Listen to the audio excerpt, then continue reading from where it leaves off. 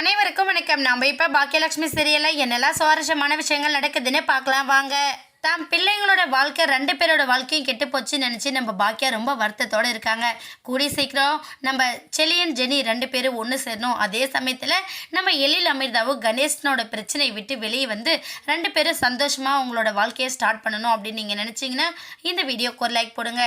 ஒரு பக்கம் செலியனோட வாழ்க்கை கோர்ட்டு கேஸுமா நடந்துக்கிட்டு இருந்தாலும் இன்னொரு பக்கம் நம்ம கணேஷ் வந்து 5 நாள் தான் டைம் கொடுப்பேன், அதுக்குள்ளே நான் திரும்ப வருவேன், திரும்ப வந்து என் அமிர்தாவையும் நிலா பாப்பாவையும் கூட்டிகிட்டு போவோம் அப்படின்னு சொல்லிட்டு ரொம்ப ஆர்கியூ பண்ணதெல்லாம் தாண்டி நம்ம எழில் கிட்ட வந்து ரோட்லலாம் நின்று ஃபைட் பண்ணுற அளவுக்கு போயிட்டாரு நம்ம கணேஷ். ஆனால் நம்ம எழில் என்ன பண்ணுறாருன்னா, இங்கே பாரு, உன்னோட நிலமையில இருந்தால் நான் வேறு மாதிரி யோசிப்பேன், நீ தேவையில்லாத எனக்கு பிரச்சனை கொடுத்துட்ருக்காத, சும்மா வீட்டுக்கு வர்றது இங்கே இருக்கிறது அங்கே இருக்கிறதுன்னு வந்து மிரட்டுற வேலை வச்சுக்கிட்டா நடக்கிறதே வேற. நான் உயிரோடு இருக்கிற வரையும் என் அமிர்தாவையும் சரி நிலா பாப்பாவையும் சரி யாருக்கும் கொடுக்க மாட்டேன் அப்படின்னு சொல்லிட்டு நம்ம செலியன் கிளம்பி போகிறாரு. கிளம்பி போனதும் மூட் அவுட் ஆன நம்ம எழில் என்ன பண்ணுறேன்னா நேராக வீட்டுக்கு போகிறாங்க.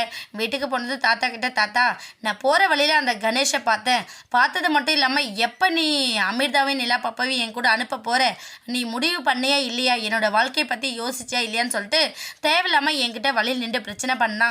நான் என்ன பண்ணுறதுன்னு தெரியாமல் கண்டிப்பாக அமிர்தாவும் உன் கூட வரமாட்டா, நிலா பாப்பாவும் வரமாட்டா, அவங்க 2 பேரும் எங்கள் குடும்ப உறுப்பினர்கள் அப்படிங்கிற மாதிரி சொல்லிட்டு நான் வந்துட்டேன் அப்படின்னு நம்ம எழில் வந்து சொல்கிறாரு. இதை கேட்டதுமே தாத்தா அப்படி சொல்கிறா பேரா, இப்போ தான் நீ கரெக்டான பதில் சொல்லியிருக்க, அவன் கேட்குறான்னு சொல்லிட்டு உன் பொண்டாட்டியும் அனுப்ப முடியாது, குழந்தையும் அனுப்ப முடியாது, அவன் என்ன பண்ணுறானோ பண்ணட்டும் அப்படிங்கிற மாதிரி அவங்க ஒரு பக்கம் சொல்லிக்கிட்டு இருக்காங்க. உடனே அந்த டைமில் நம்ம அமிர்தா மேலேருந்து கீழே வராங்க. அமிர்தா ஃப்ரீயாக இல்லாமல் மனசொடைஞ்சு போயிருக்கிறத தெரிஞ்சுக்கிட்டு நம்ம எழில் வா அமிர்தா வந்து உட்காரு அப்படின்னு சொல்லிட்டு நம்ம அமிர்தாவை கூப்பிட்டு பேசுகிறாங்க. நீ ஒன்றும் கவலைப்படாத, நீ இருக்கிற முடிவில் ஸ்ட்ராங்காக இருக்கிற அப்படிங்கிற பட்சம் நமக்கு எந்த கவலையும் இல்லை. முடிஞ்சு போன ஒரு வாழ்க்கையை நினச்சி திரும்ப வேணும்னு கணேஷ் தான் தொந்தரவு பண்ணிக்கிட்டு இருக்கானா, அதை நினச்சி நம்ம வருத்தப்பட வேண்டிய எந்த அவசியமும் கிடையாது.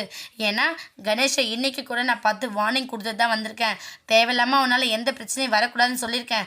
ஆனால் அவன் வந்து உன்னை விடுறதா ஐடியாவே இல்லை, அந்தளவுக்கு ஃபோர்ஸாக இருக்கான்.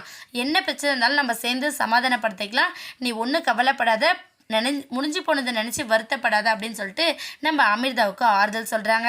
இன்னொரு பக்கம் நம்ம செலியன் வந்து கோர்ட்டில் கேஸ் விஷயமா போயிருக்கான்.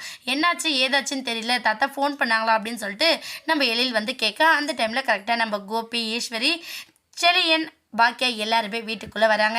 வீட்டுக்கு வந்ததுமே கோர்ட்டில் வந்து கேஸ் இன்னொரு நாள் ஒத்தி வச்சுட்டாங்க அப்படின்னு சொல்லிட்டு அவங்க சொல்ல, ஈஸ்வரி வந்து ரொம்பவே கோவத்தோட தாத்தா கிட்ட சத்தம் போட்டுட்ருக்காங்க. அந்த பொண்ணை பெற்றுட்டோம் அப்படிங்கிறது கொஞ்சம் கூட எண்ணம் இல்லாமல் அந்த ஆள் என்னென்னலாம் நம்ம பேர மேலே பழி வச்சுருக்கான், அவள் பொண்ணை இங்கே கூட்டிகிட்டு வந்து கொடுமைப்படுத்தணுமா துன்புறுத்தணுமா அப்படி இப்படின்னு கண்டபடி பேசி வச்சுருக்காங்க. இதையெல்லாம் பார்த்து எனக்கு கோவம் வந்து நான் அங்கேயே கத்திட்டேன் அப்படிங்கிற மாதிரி ஈஸ்வரி வந்து சொல்லிக்கிட்டு இருக்காங்க.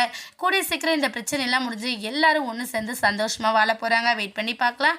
இந்த வீடியோ உங்களுக்கு பிடிச்சிருந்தா மறக்காமல் நம்ம சேனலை சப்ஸ்கிரைப் பண்ணுங்கள். தேங்க்யூ.